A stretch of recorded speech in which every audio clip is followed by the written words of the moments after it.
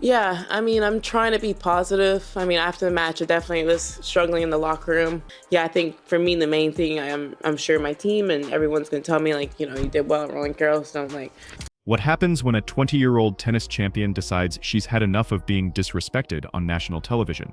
She doesn't tweet about it. She doesn't cry in an interview. She files a $50 million lawsuit that could change sports media forever. Coco Gauff just did something most athletes would never dare. She looked at one of the biggest sports networks in America and said, "You crossed the line and now you're going to pay for it." And when I say pay, I mean $50 million worth of accountability. I think being an athlete, people kind of disregard that side of us, the human side of things. And, people say so many things like, number 3 in the world and you're doing this or you're playing like this and you should be better and things like that. But like at the end of the day, like I feel like I've already, if I stopped and didn't pick up a racket tomorrow, I've had a career that so many people would dream of. This isn't about a bad call during a match. This isn't about unfair rankings or tournament drama. This is about a Fox Sports host who thought he could tear apart a young woman's career on live television and walk away like nothing happened.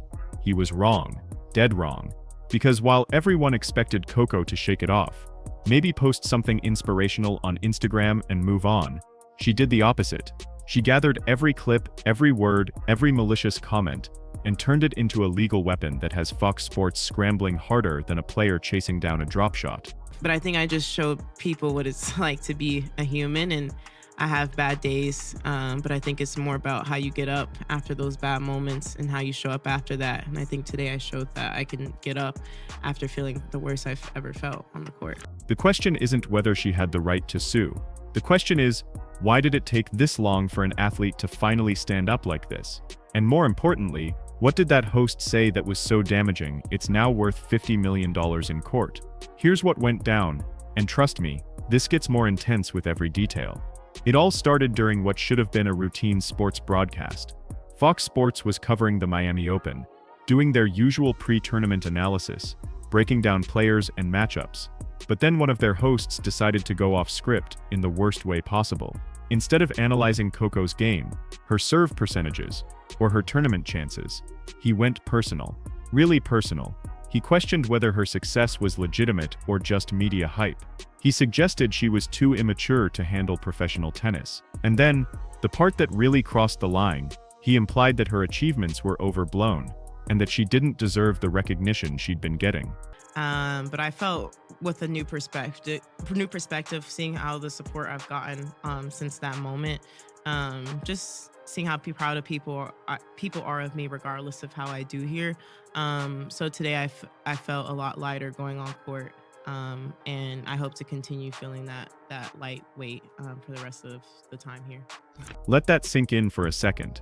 A grown man on national television, with millions watching, decided to publicly question whether a Grand Slam champion earned her success.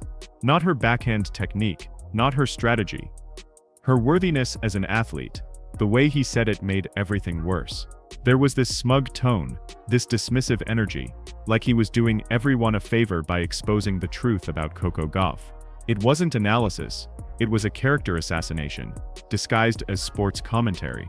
The broadcast continued like nothing happened. His co-hosts gave awkward laughs, tried to move forward, but the damage was done. Those words were out there, recorded, broadcast to households across the country, and spreading across social media within minutes. Matt. Well done, Coco. Thanks.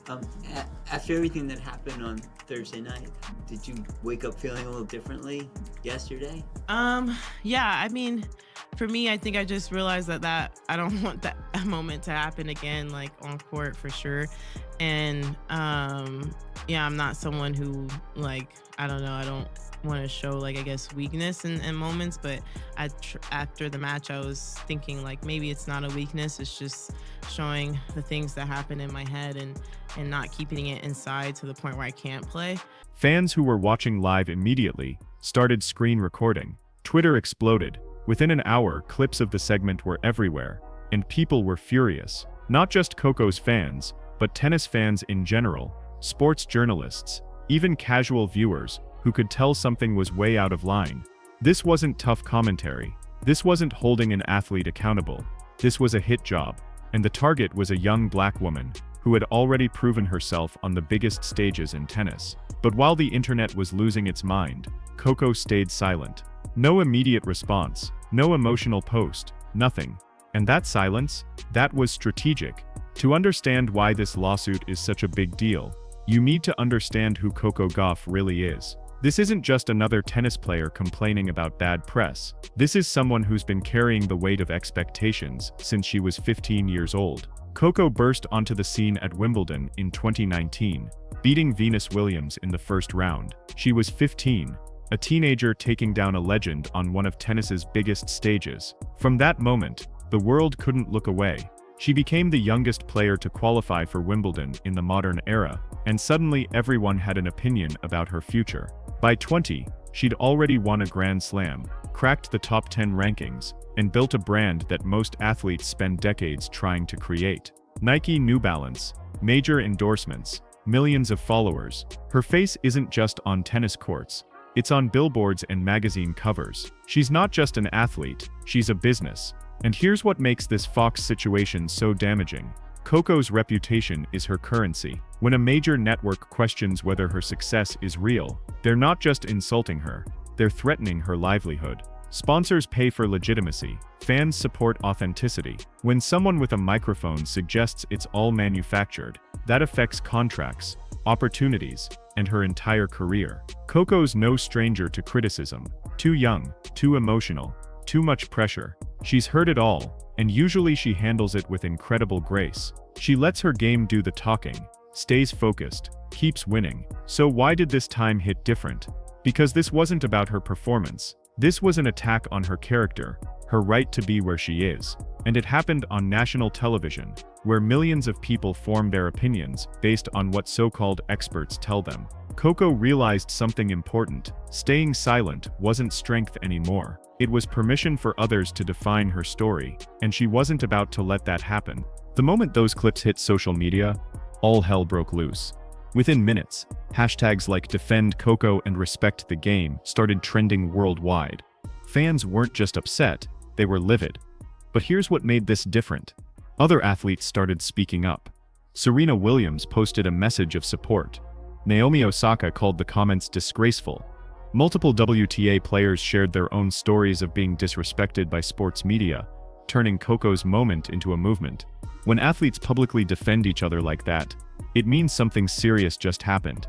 Because most of the time, players stay neutral. But this was so blatant, so obviously wrong, that staying quiet felt like being complicit. One viral tweet captured it perfectly. Imagine being 20 years old, already a champion, and still having to prove you deserve respect. That's what female athletes deal with every single day. It got retweeted hundreds of thousands of times. Major sports journalists started writing think pieces. ESPN commentators called out Fox on air. Even rival networks piled on, accusing Fox of prioritizing shock value over journalism. And through all of this chaos, Coco still hadn't said a word. No tweets, no Instagram stories, nothing. People started speculating. Was she okay? Was she ignoring it? Nobody knew. But what they didn't realize was that Coco wasn't staying quiet. She was building a case. Then came the moment that changed everything.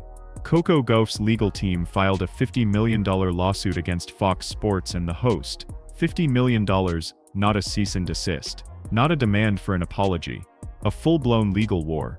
The lawsuit hit Fox with three major claims. First, defamation. The statements were false and intentionally damaging. Second, emotional distress. The tone wasn't critique, it was public humiliation. Third, professional harm. By questioning her legitimacy, Fox directly threatened her sponsorships and future opportunities. Legal experts immediately started analyzing the case, and most said the same thing. Coco has a strong argument. One civil attorney broke it down. When you attack someone's professional reputation on a major platform, and that reputation is tied to their income, you've crossed into dangerous legal territory. That 50 million number wasn't random. Coco's team calculated her brand value, current endorsements, and potential future earnings. The lawsuit wasn't about getting rich. It was about sending a message with a price tag nobody could ignore. Fox's legal team knew immediately they were in trouble, because everything was recorded. Every word, every tone. In defamation cases, proof is everything. And Coco had it all on video. When Coco finally spoke publicly, she was calm and clear. "I've always let my game speak for itself. When false narratives are spread, they don't just hurt me, they disrespect every athlete who works hard for what they achieve. This is about fairness, not fame. No anger, no yelling, just facts." And that made it even more powerful. Fox Sports went into full panic mode the second that lawsuit dropped. Their PR team released a generic statement: "We respect Coco Gauff as an athlete.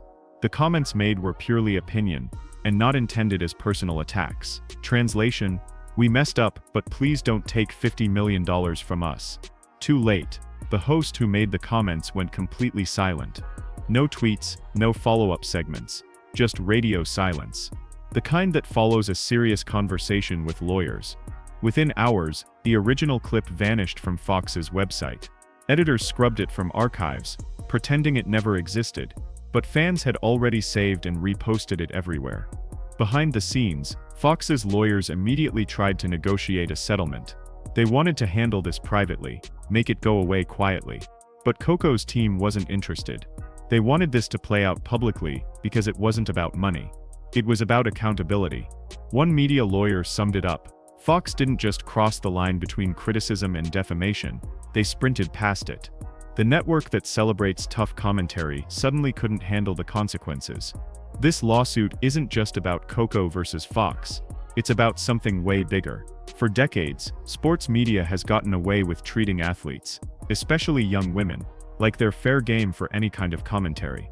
And athletes were expected to just take it, smile, and move on. But Coco changed that script. By filing this lawsuit, she sent a message to every sports network.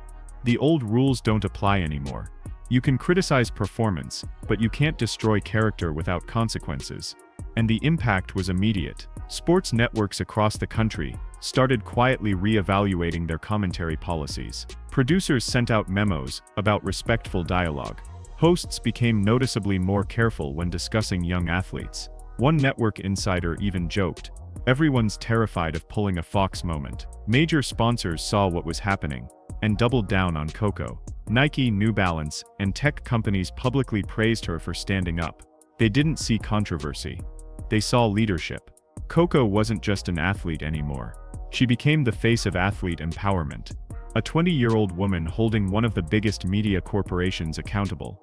Most athletes would have let PR teams handle it. Coco filed a lawsuit with her name on it. Even the WTA released a statement supporting her right to protect her reputation, basically telling media to stop acting like bullies. The beautiful irony, that Fox host who called Coco overhyped, just helped her become more powerful than ever. The lawsuit turned her from a tennis champion into a global icon. So where does everything stand right now? The lawsuit is still ongoing, and Fox is doing everything they can to make this go away quietly. But Coco's not backing down. Her legal team is moving forward, and insiders say her case is stronger than most people realize. Even if this settles out of court, the message is already crystal clear. You can't mess with athletes like it's the 90s anymore. Not in the age of social media receipts and instant accountability. What makes this even more powerful is that Coco didn't let this derail her. She kept showing up to tournaments, kept winning, kept smiling for fans. Every victory felt like another reminder that you can't tear down someone built on discipline and confidence. This lawsuit is already reshaping how sports media operates. Commentators are thinking twice before going personal.